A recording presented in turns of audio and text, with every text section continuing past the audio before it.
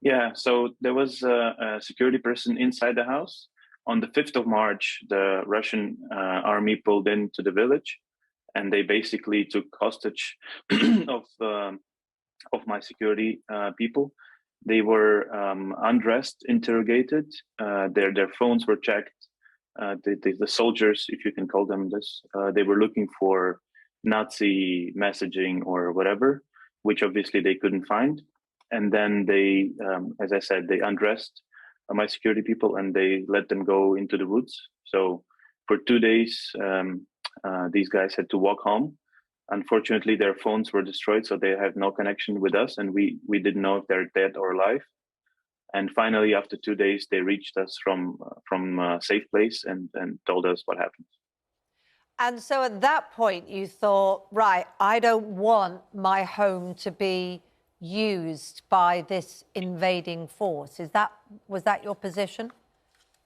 That is correct. I saw from my, they destroyed most of the cameras inside the house, but however, there was one amateur small webcam that was still working from time to time when electricity was on.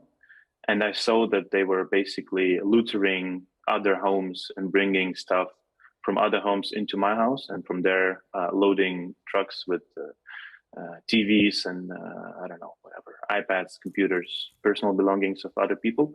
There were 12 military vehicles on my territory, including rocket launchers Grad and Tornado, which they used to shoot at Kiev, because they had this equipment has a range of 40 kilometers. So they were basically starting to shoot Kiev from my house. So could you see this on your webcam then? There's the storage of this weaponry and all this artillery. You could see that on the webcam, could you? I could see some of it, like a glance of it through the window. There was some equipment moving back and forth. And then when the whole thing was over, I counted and I realized that there were 12 units on my land. And thankfully, they were destroyed by Ukrainian military. Now, you obviously have done well. You're a successful businessman, and many people in Ukraine that are now going through this absolute horror had successful lives before that they've had to watch be destroyed. Why do you feel because there's a lot of people for whom the destruction of their home would be utterly devastating. Is it because you could afford to lose your home, or was it just, that you just couldn't bear, tell us your position? It's a very simple thing. So if you would ask me 2 months ago, what kind of feeling would I have if some, hostile military people were in my house, I would say fury and anger.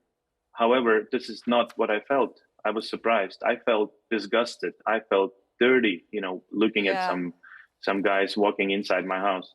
So it was like an obvious decision. It's not about money. It's about efforts put into the house. I just finished building it. It was a beautiful house. I spent a lot of efforts. And, I want to do everything possible to help Ukraine win, because I think we're safeguarding Europe's safety.